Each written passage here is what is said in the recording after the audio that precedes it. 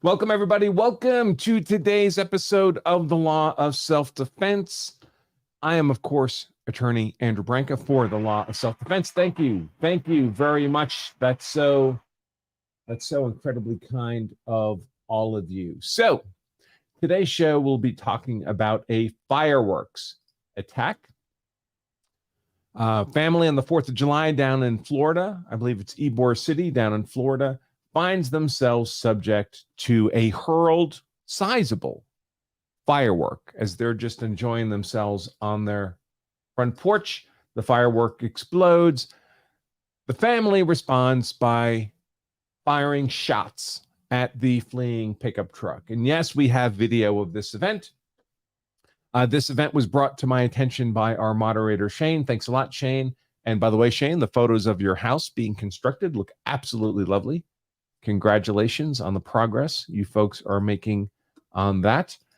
And it links to, Shane linked me to a video by Active Self-Protection. Active Self-Protection is a YouTube channel run by John Correa that covers these kinds of use of force videos. And the video we'll be looking at is actually the original source video, but I wanted to give credit to John Correa and Active Self-Protection for that's what brought it to my attention.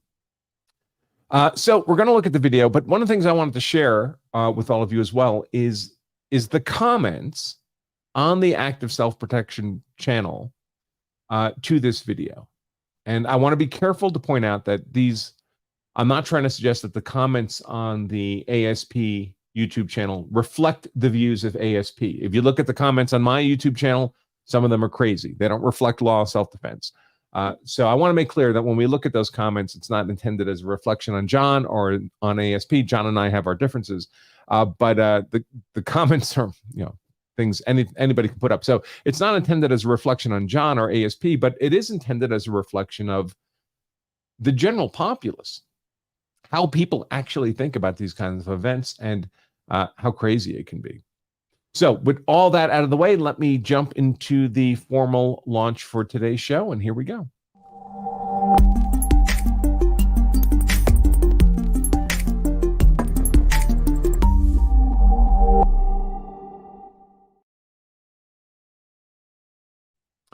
All right, fireworks attack. So let's see, I have the video pulled right up here. It's ring camera video. What we'll see is a family on their porch enjoying a 4th of July. Pickup truck pulls up. Something is hurled out of the bed of the pickup truck by somebody. Turns out to be a lit firework. Explodes rather dramatically.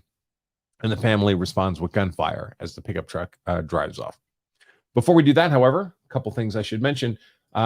Really just one, and that is coming up pretty quick now, October 7th, which I think is only, 2 weeks from this coming Saturday. So we're less than 3 weeks away at this point, is our second Law of Self-Defense full day advanced class. We only do 2 of these a year at most. This is the second one of the year on Saturday, October 7th. If you don't catch this one, you're waiting until 6 months or so, sometime in the spring of 2024, before you have another opportunity to attend this class. It's our full day course of instruction on Saturday, 9 a.m., 4 p.m. Mountain Time. And you see, here's the website for it.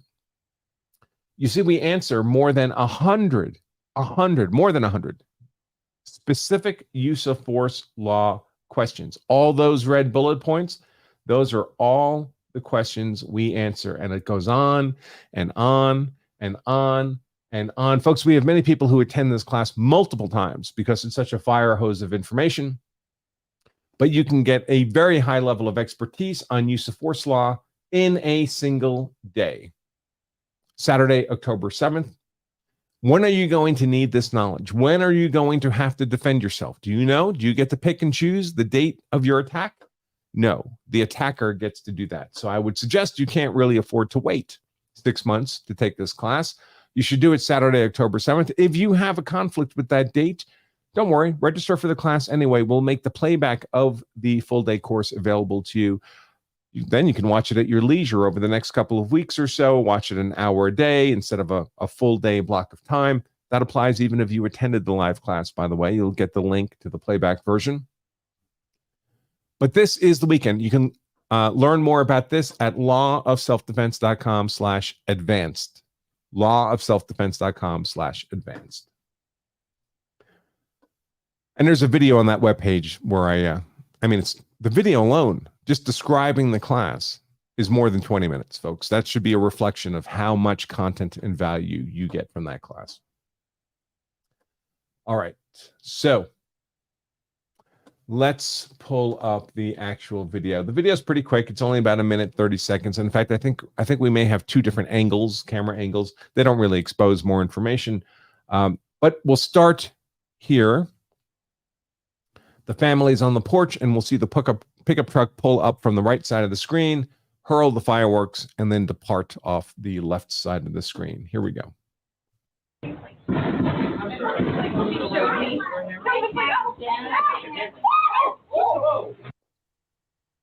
What happened?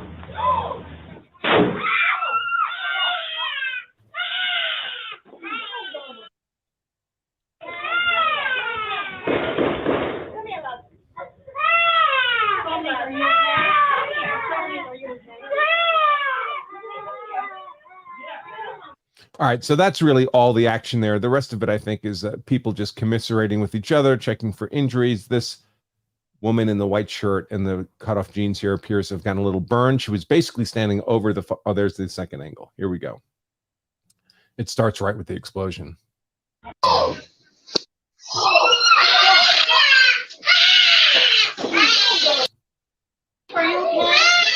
Listen for the gunshot. There they are.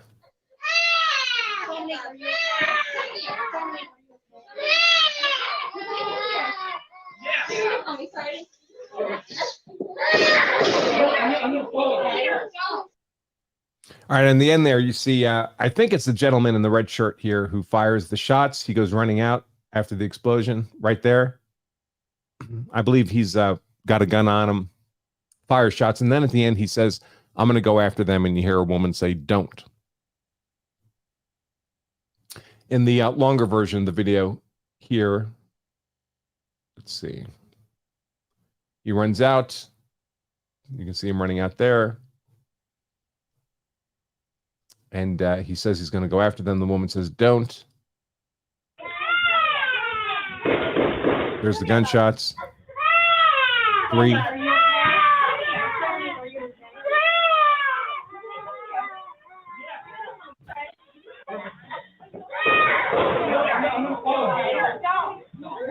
I'm going to follow them, don't. It's hard to hear, but he says he wants to get their license plate number. So, what have we got here? Do we have an attack by the people in the pickup truck? Sure we do. There it is. Bam, there's the firework lit, thrown out of someone's in the bed of the truck there. So, if the family had seen this, right? Someone in the back of the pickup truck about to hurl the device, what degree of threat are they facing there? Now, it doesn't have to be, they don't have to know it's a firework. They have to have a reasonable perception of what the threat could be. Could this be a threat of arson, right? Hurling an explosive device at an occupied dwelling. It could be. I don't think that would be an unreasonable perception. It's no different than if they were hurling a Molotov cocktail. I mean, in the instant that you have to make an assessment of the situation, right? Is arson a deadly force attack? Yes.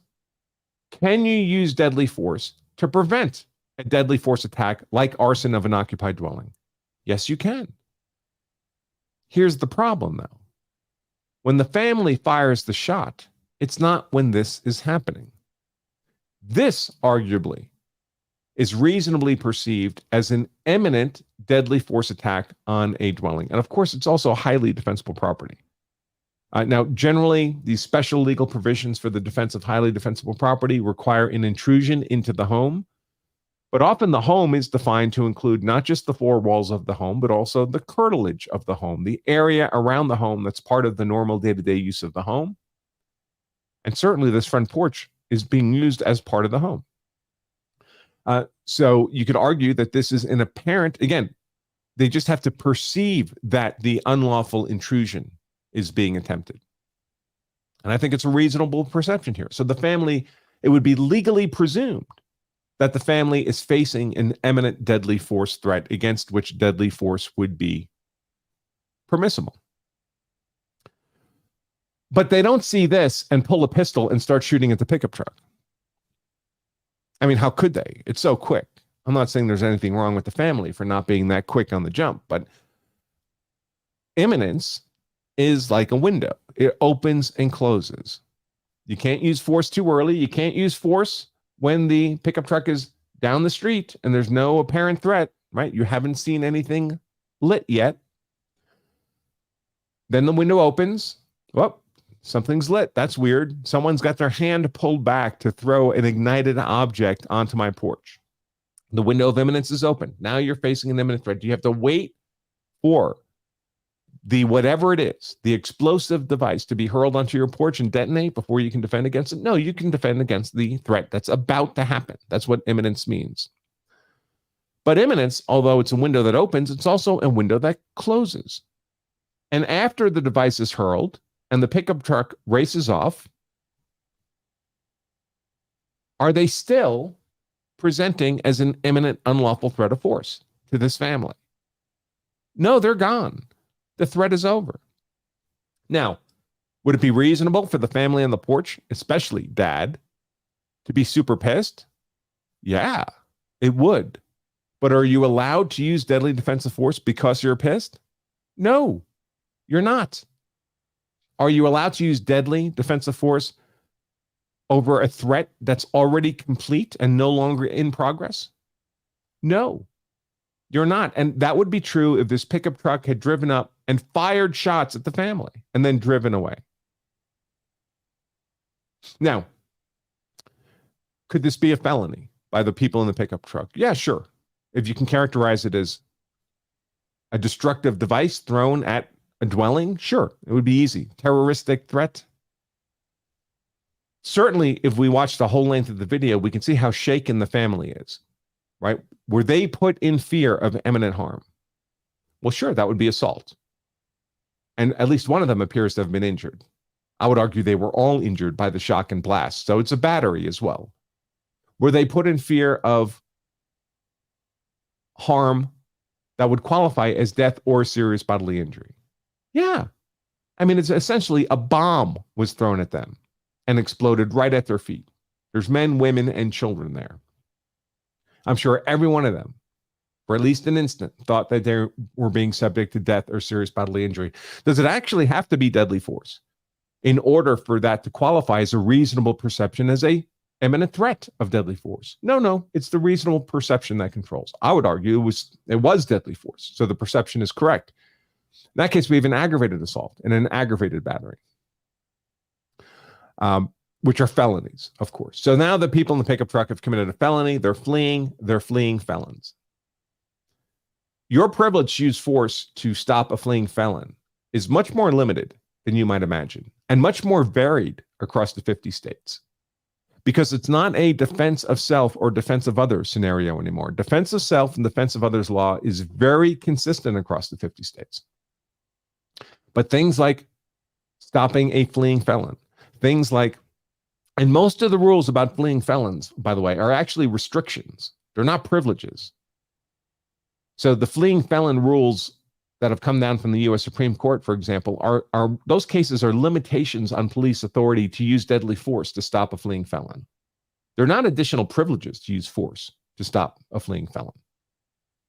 And while some states have laws that allow for the use of deadly force to stop a fleeing felon, you have to be very careful because many of these laws are very, very old. Doesn't make them bad law, but it means that a modern day court may not interpret and apply them the way that a court would have in the decade or 2 decades after the fleeing felon statute was passed. And we saw this in the Ahmaud Arbery case in Georgia, the jogger case. Right? Ahmaud Arbery is apparently fleeing a burglary scene. He's pursued by the McMichaels and Roddy, what the hell was his name? I forget the third gentleman's name, but he's pursued by three people who live in the community. They bring guns with them. They're going to make a citizen's arrest. Ahmaud Arbery attacks them in the street, fights them for control of their guns, gets shot dead. And those three people thought they were making a citizen's arrest. And if you look at the Georgia citizen's arrest statute, I would argue that it's a little ambiguous, but ambiguity should be interpreted in favor of the criminal defendant, in the favor of the defendant. And if you do that, they were permitted to make that citizen's arrest. And if they're permitted to make the citizen's arrest, they're permitted to chase, and they're permitted to stop, and they're permitted to use deadly force to defend themselves against a deadly force attack. If the citizen's arrest was lawful, the citizen's arrest of Ahmaud Arbery, then everything was lawful, including the killing. But if the citizen's arrest was unlawful, then everything that followed was unlawful, including the killing. Now, ultimately, of course, the defendants were convicted of the killing and various other charges. They'll spend the rest of their lives in prison. And in part, that's because the judge in that case didn't do his job, because there was ambiguity in the statute.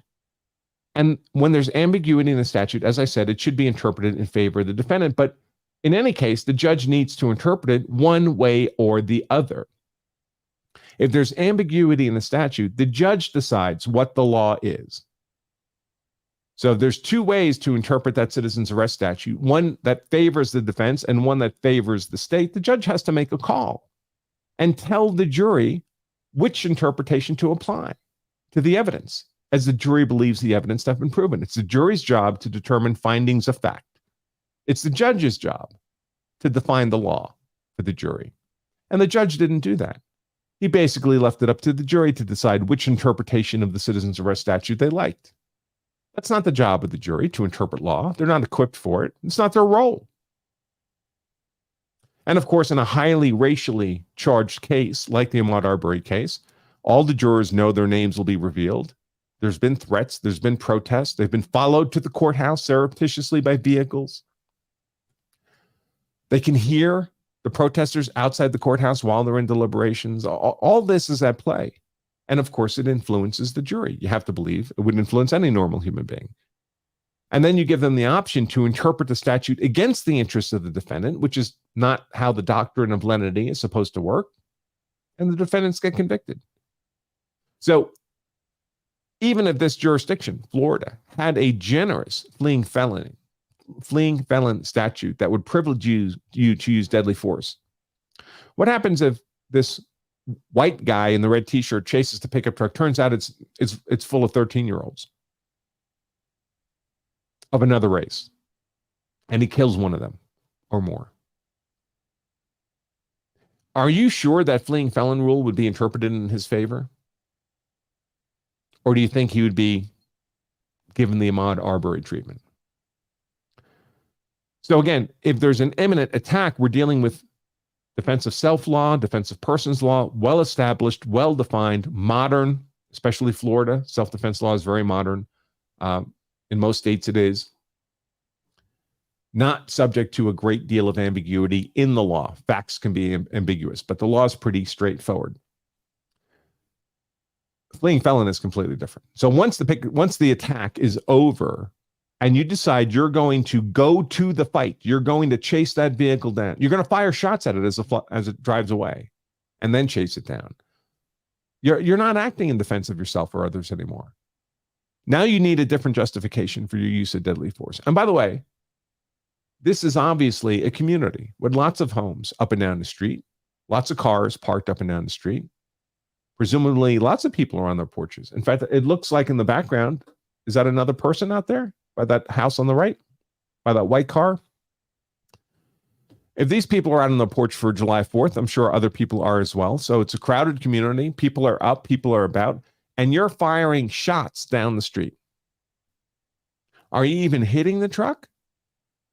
If you're hitting the truck, are the rounds ricocheting off that truck and flying around the neighborhood? Are you endangering innocent bystanders in that community with death or serious bodily injury? Because if you are, that's felony reckless endangerment. That, of course, you could try to justify, but what would be your justification? Not self-defense, not defense of others. The truck's fleeing away. because you're stopping a fleeing felon? You're going to risk a felony conviction? Years in prison? For what? You're not defending yourself anymore. You could speculate that the pickup truck's going to drive up and down the street and do this again to other people. Are you going to act in defense of those other people on the speculative grounds that this may be repeated? Maybe it would be different if the truck was coming up the street and throwing a firework in front of every home and they were getting up to your home, but then you'd be prepared to defend yourself in the moment, wouldn't you? And if you don't see them doing that, you're just speculating some ongoing threat. And speculation is not a legal defense. Should anybody be angry with these people in the pickup truck? Yeah, absolutely. Should they be held legally accountable in some fashion? Absolutely. It's horrible what they're doing. They terrified his family and the children in particular. Could they have caused someone serious injury? Sure. But those are different questions than whether you, as this guy in the red shirt, were presuming he fired the shots, whether you have a legal privilege to shoot bullets at that car as it's running away to the endangerment of other people in the community. Two different questions. All right, so let's see if we have any of our own questions or comments already in the chat. And by the way, the only people we take questions and comments from on these live streams are Law of Self-Defense members. I don't even look at the YouTube comments or the Rumble comments or the Twitter comments. None of that happens. So if you'd like to be in a position to ask questions that I will address in real time during the live show, or comments that you'd like me to address, or the only place to do that is in the Law of Self-Defense live stream of these shows, and that's only accessible to our members. And good news is membership is dirt cheap. 99 cents for an unlimited full membership at lawofselfdefense.com/trial. That's for 2 weeks. 99-cent 2-week membership. At the end of the 2 weeks, if you stay a member, and virtually everybody does, it's only about 30 cents a day to be a member, folks. Less than $10 a month. And by the way, having said that, we don't really look at the YouTube. YouTube's not really very important to us, but I did notice this morning that we're darn close to hitting 50,000 subscribers on YouTube. So if you haven't yet subscribed on YouTube, just go to youtube.com, type in Law of Self-Defense at the top. We'll pop right up. A subscription would be nice, folks. It would be nice to hit 50,000, just as a milestone for us personally. But again, the only way to get comments and questions answered would be as a Law of Self-Defense member. Try out that 2-week membership at lawofselfdefense.com/trial. All right. Let's take a look here at the questions and comments from our members.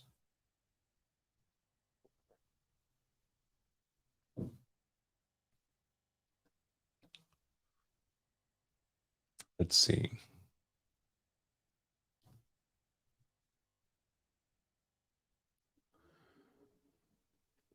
Law Self-Defense members, Akusa says, not a lawful shoot, in my opinion. It's certainly questionable, in my view.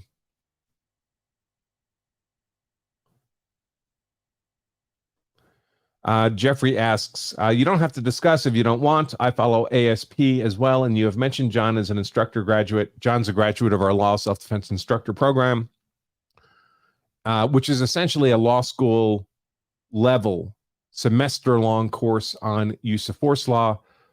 If a law school taught use of force law as they should, this is the class that they would be teaching. Unfortunately, to my knowledge, none of them do.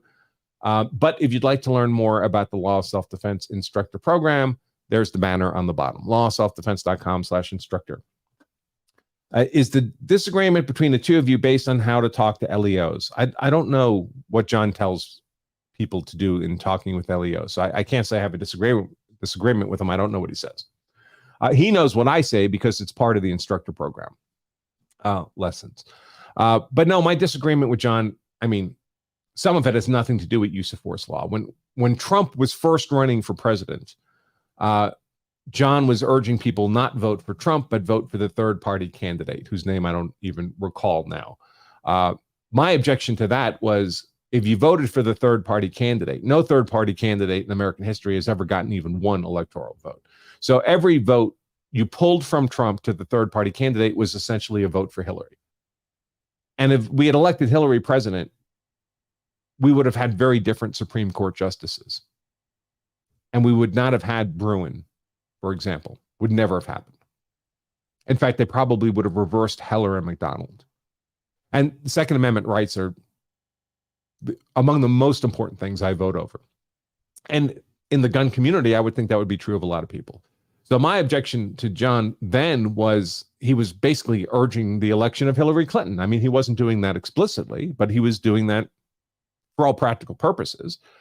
And he blocked me over my position, which is fine, just politics, nothing to do with use of force law. In the context of use of force law, I just think he makes a lot of emotional conclusions. I think legal analysis of use of force events should be largely emotionless. It should be rational. Of course, emotion comes into things. If you're arguing in court, you want to appeal to the emotions of the jury. You have to be aware that juries can be emotionally influenced, and to the extent that's possible, you want to do it in favor of your client.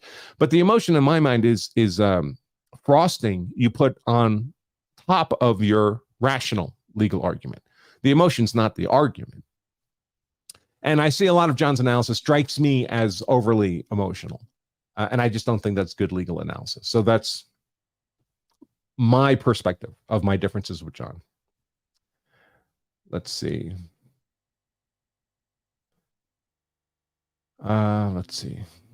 Kyle asks, I don't know if it was lawful or not. I'd argue you don't know what or why it happened. If you don't know why, are they coming back? And those are perfectly reasonable things to be concerned about. Are they coming back? Could they be coming back? And you evaluate whether or not they appear to be coming back. And if they appear to be coming back, well, then arguably they're still an imminent deadly force threat. But what you can't do is speculate that they're coming back and use force based on that speculation. For all I know, they're coming back. For all I know, they're going to circle the block and come back again. For all I know is not a legal defense. Speculation is not a legal defense. So should you be concerned about that possibility? Yes. Should you be vigilant in observing them to make sure they're not coming back?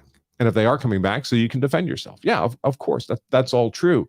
But the speculation, the mere concern that they could potentially come back is not a basis for the use of force. Let's see.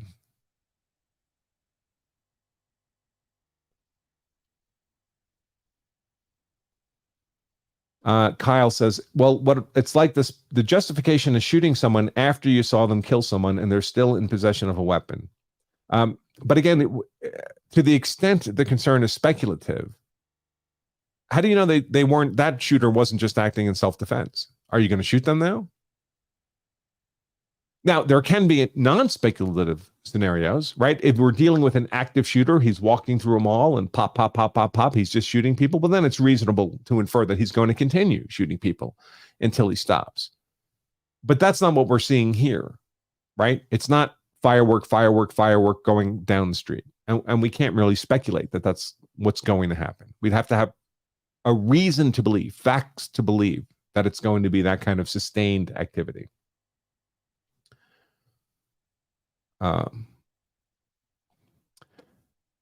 Zach notes that there's the pickup has fled down the street. There's no more current danger. Those bullets flying down the street are now the danger. Bullets always hit their targets. Yeah, well, I like to say bullets never miss. They may miss what you wanted them to hit, but they always hit something, right? They continue going until they hit something.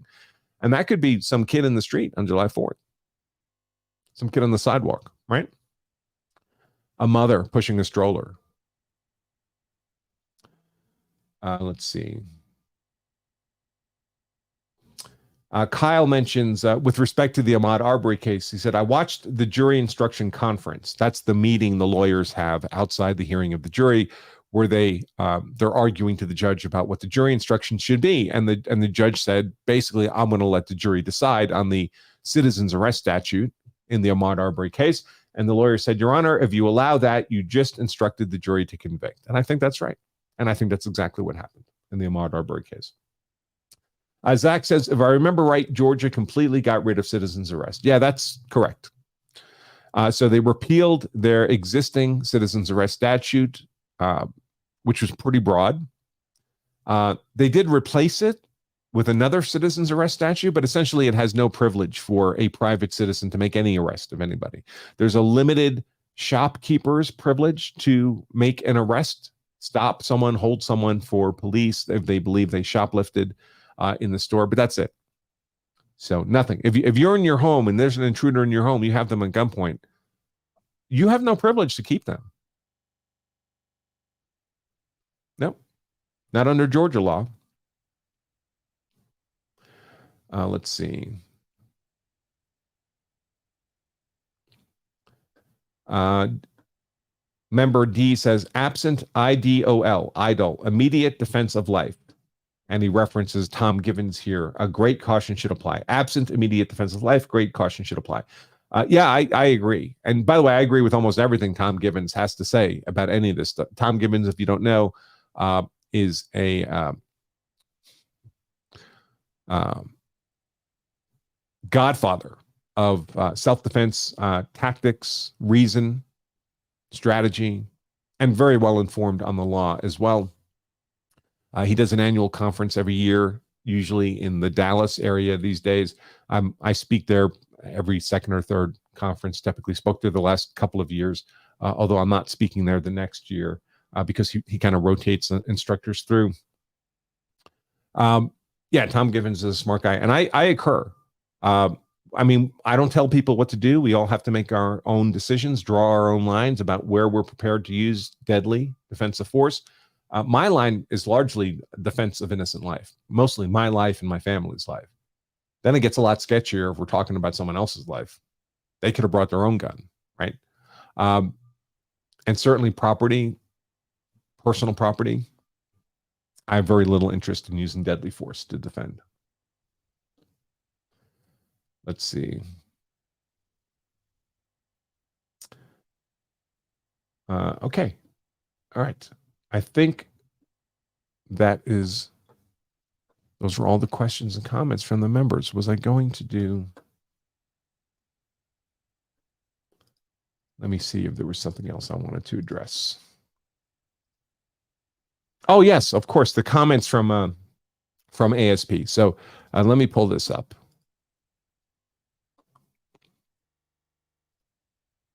So again, this is active self-protection. By the way, I think this is John Correa here. I think John's doing some charity thing where he's letting his hair grow out and then he's going to shave his head bald. I think I heard something about that. So don't be critical because of the hair here. I think he has some greater scheme. Active self-protection is a channel, 3 million subscribers, folks. So very popular. I'd encourage you to take a look. You know, I have my own assessments of obviously legal analysis of use of force events, but it never hurts to have a different perspective. And so I just wanted to look at the comments here because I found them kind of, well, alarming, entertaining. But again, I want to point out that I'm not trying to suggest these comments reflect either John Correa or ASP. He's almost certainly not moderating every one of these comments, right? People can just post anything they want on YouTube. If you look at my YouTube channel, I'm sure you'll see some crazy comments on there. So this one here, Mad Fox. Let me. Were the shots legally justified? No. Were the shots necessary for getting those goons to think twice about throwing fireworks at innocent people? Yes. Does that make sense to people? Were the shots necessary? Will they have that desire to? Did you just kill somebody in that pickup truck? Why? You weren't legally justified. The comment says so. For the purpose of getting these goons to think twice about throwing fireworks at innocent people, is that the legal defense? I was trying to teach them a lesson. You willing to go to prison for the rest of your life to teach someone that lesson? What if your bullet misses and hits an innocent bystander? You're willing to kill one of your innocent neighbors to try to teach those people in that pickup truck a lesson? And I imagine this is written with the best of intentions. But it's just not adult thinking. It's not responsible thinking. And by the way, this might be precisely what those people were thinking when they fired the shots at the pickup truck. I got to teach them a lesson. They got to stop doing this. They just scared the heck out of us. We thought we were going to die. But this kind of thinking will put you in a cage for the rest of your life. Let's see. This comment here, in some states, arson is one of the crimes you can use lethal force to stop. Sure. But you can't use deadly defensive force in retribution for an arson. Again, if the people in the pickup truck had their hand pulled back and they were about to throw that object, could you have used deadly defensive force to prevent that object, that destructive device, from being thrown at your home? Almost certainly. But once it's thrown and has exploded and they're driving away, they're not committing arson anymore. You're not stopping an arson. The act is over. You're not allowed to use deadly defensive force to punish an arsonist. You can use it to prevent the arson, to stop the arson. But once the arson's occurred, your privilege to use deadly defensive force stops. Let's see.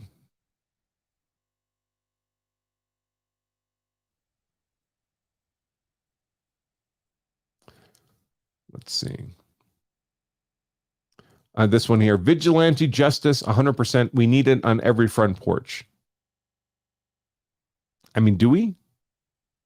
Maybe. I don't know. That you could adopt that public policy preference. We could live in a world where these shots would be legally justified. If you were out on your porch and this happened down the street from you, would you want the neighbors who live in the house down the street to be firing rounds in the direction of your family to teach the pickup truck people a lesson? You want incoming rounds on your porch for that reason? I wouldn't.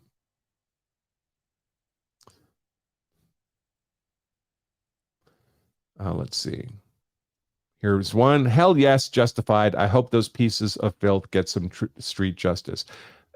And that's an understandable response, right? But it's not legal reasoning. It's just an emotional response. And emotional responses will put you in a cage for the rest of your life. So these are just people who they just don't know use of force law. And many of them don't care to. They prefer to be in this emotional state. They prefer to believe that they would be privileged to use force under circumstances that would be emotionally satisfying, regardless of whether it would be legally justified. And I consulted a lot of cases where that's why people used force or threatened force, because they got emotionally energized and they were making emotional decisions and they thought this was just what they were doing. And it may have been just in some moral sense. It just wasn't justified in a legal sense. Greg says, I have a friend who suffered permanent hearing damage from someone throwing a firework into a crowd 2 years ago. He was a touring musician and is now on disability. I also watched someone blow fingers off with a firework. You could burn a house down or seriously injure or kill someone with fireworks. Yeah, all of that is true, right? Again, I think the explosion of this firework was an aggravated battery on every person on that porch. And you can use deadly defensive force to defend yourself from an aggravated battery, a battery that can readily inflict death or serious bodily injury.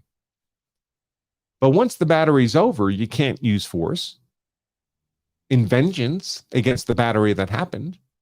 The privilege to use force in defense of self and defense of others is to stop or prevent an imminent attack, not to seek vengeance after the attack is over. So yes, the firework is dangerous. And if they were prepared to throw a second firework, if the truck parked out there and was throwing a fusillade of fireworks, sure, use deadly defensive force to stop that attack from continuing. But once they flee, that's all over. Let's see, let me put up I wonder if I have a link here. There's the URL for our upcoming full-day advanced class on October 7th, folks. Wait a second. I think I have a better one here.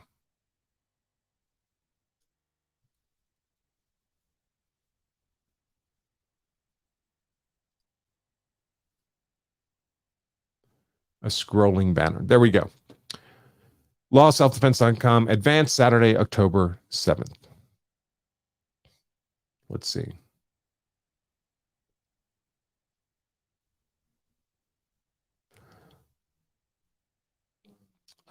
And I did watch some of the video with John's commentary. One of the things he mentioned is like, well, you shouldn't be looking at the firework when it goes off. You should be looking away from it because, of course, your face is particularly vulnerable. And I mean, that's not a legal question. That's a tactical question. But I think it's the kind of thing that's easy to say in hindsight, right? I mean, now that we know it's a firework that's going to brilliantly explode, sure, you should have turned your face away. But in the moment, women and children, they see something thrown sparkling on they're all going to look at it. Let's see. Yeah. Anyway, I think that's all. I don't want to go. There's probably 1,000 comments here. John has, as we noted, 3 million subscribers. So I just wanted to point out some of the kind of the thinking and emotional response that people have to those things. And again, those comments don't reflect ASP or John, but they do reflect, well, the commenters, right? All right. 40 minutes in, let me take another look and see if there's any more comments from the Law Self-Defense members that I need to address. Again, you can become a Law Self-Defense member right now at lawselfdefense.com/trial. 99 cents for 2 weeks, about 30 cents a day after that, folks. Less than $10 a month to be a Law of Self-Defense member. Let's see.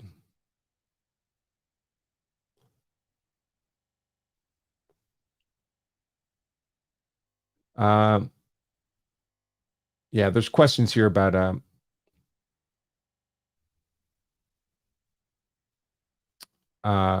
Nate the lawyer. There's this guy, this commentator on the internet, Brandt. What's his name? Russell Brandt, right? He's been there's been a media report covering the fact that some women have accused Russell Brandt of sexual impropriety, rape, many years ago. And there's very little actual evidence of this. It's mostly just accusations, and accusations are not evidence. And I've long since grown tired of people's reputations being destroyed based on some scintilla of an accusation. To me, it looks like a witch hunt, like a mob lynching, to destroy people's reputations. And I'm not going to participate in that or associate with that in the absence of valuable evidence. And a media report, we all know what the media is like, right? They'll lie without hesitation just for clicks to make more money. And Nate's commentary on Twitter about Russell Brandt has been, well, he could be a rapist. He could be a rapist. He could be a rapist. There's this media report. We just don't know if he's a rapist or not. And my position is that's not an appropriate way to examine these evidenceless claims. The appropriate way is he's presumed not to be a rapist until actual, evaluable evidence is put on the table. And the media report's not that. As far as I'm concerned, Russell Brandt is completely innocent of all these accusations, 100% innocent of every one of these accusations until there is compelling, evaluable evidence, meaning you can evaluate it, which is something more than a media report of accusations put on the table. And I don't know what's going on with Nate. I don't know if he needs to grow his channel. He's being provocative. Maybe this will get him more subscribers. I don't know. That's fine. I mean, if he wants it, I'm not telling him not to do it, but I'm not going to associate myself with it. So I don't want people doing that to be part of my community. Steve Gosney in the chat. Steve says there really should be a human imperfection statute that says if deadly force would have been justified 10 seconds before, then due to human emotions and mistakes, the deadly force window is extended for several seconds beyond the look back window to account for human emotion. And there's no reason we couldn't have that kind of statute, right? We couldn't adopt that kind of public policy, that there's a delay in the closing of the window of eminence, that the window of eminence doesn't merely snap shut when in the instant there's no longer an imminent deadly force threat, but that it slowly closes to take account of the fact that you were in a heightened emotional state, like the people on this porch. And the law does kind of reflect that, right? In the sense that, say the shots fired at the pickup truck, say they killed somebody in the pickup truck, and you don't have the perfect legal defense of self-defense because they were no longer an imminent deadly force threat. So you're charged with murder, an unlawful killing, intentional unlawful killing without justification because you don't have perfect self-defense. What you could argue even today is that murder charge or conviction should be mitigated down to manslaughter because you committed the killing in a heightened emotional state under what the law would call adequate provocation.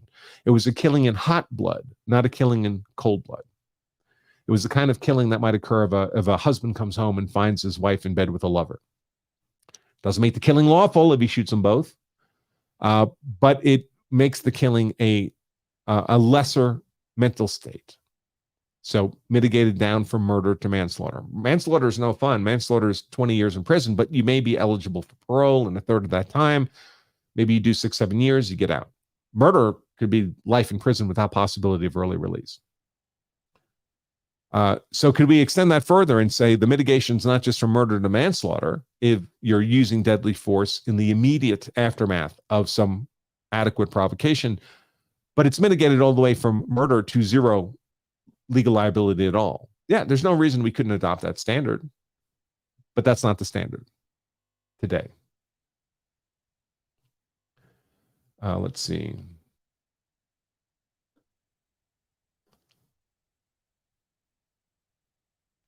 Ba-ba-ba-ba.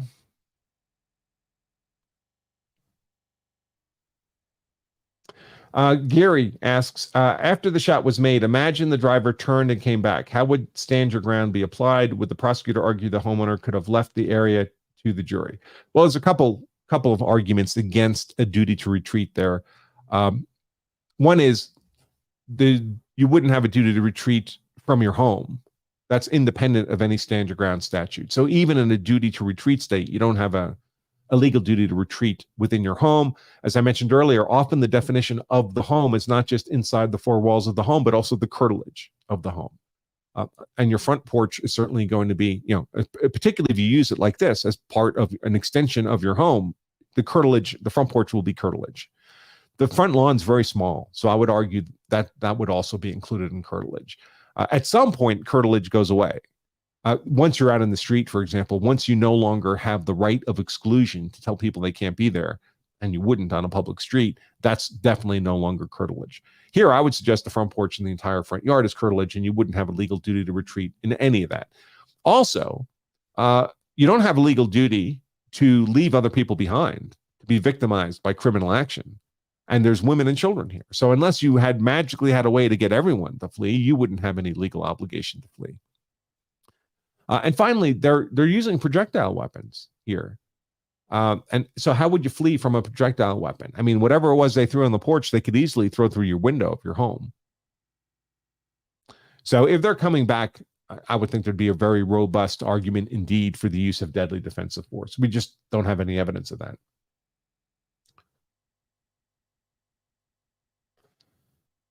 Let's see. Chuck says, you may want to check this out. Looks like a news story about a Florida man who kills a neighbor while who was tree trimming along the property line. I'll check it out. Looks like it's a video as well as a news report. By the way, for those who don't know, members chat, but works for the public defender's office for very for the book and you can learn more about this many excellent books at steve.com. Let's see.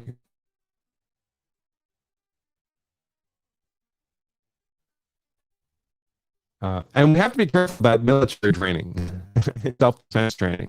So if you're at war and the enemy's fleeing, you can shoot that enemy under the rules of law, because I'm speaking generally here. You may have different actual rules of engagement, whatever your theater is. But let's imagine a war like World War II. The Nazis are running away, right? You can shoot them in the back because they're still combatants. They're not surrendering. They're just fleeing to fight you again another day. But that's not the rule for civilian self-defense. It should go without saying. Steve says the problem is manslaughter with the firearm in Florida, even with no priors, is mandatory minimum 10 to 30 years. Yeah. Yep. So mentions 10-point latch is a Florida statute has mandatory minimum sentences for a variety of use of force crimes if they involve a gun used to apply used to allow manslaughter, but the application was being wildly abused by prosecutors, so that the legislature actually removed manslaughter from 1020 life. As there goes the train. Let's see.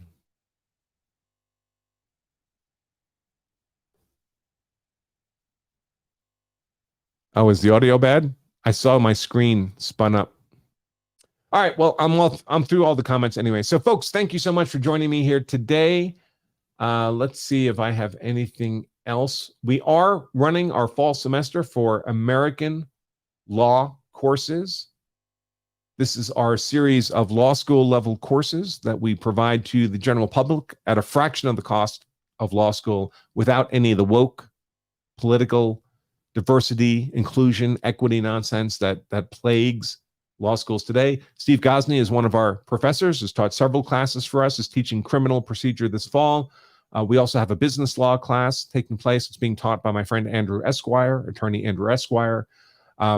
That is AmericanLawCourses.com. And here's that banner, AmericanLawCourses.com. I think we just had the first class in the semester for each of those courses, criminal procedure and business law, but students get the access to the playback version. So it's still time to enroll in that course. We have courses you can get access not just to the courses being taught this semester, but the playback versions of every other course we've done, which is also criminal law, constitutional law, evidence, lots of other courses. Learn more about that at AmericanLawCourses.com. And the more courses you sign up with, the lower the per class cost as well.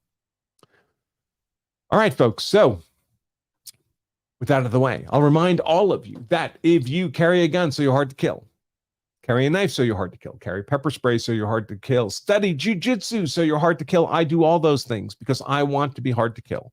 I want my family to be hard to kill. Then you also owe it to yourself and your family to make sure you know the law so you're hard to convict as well. Until we meet again,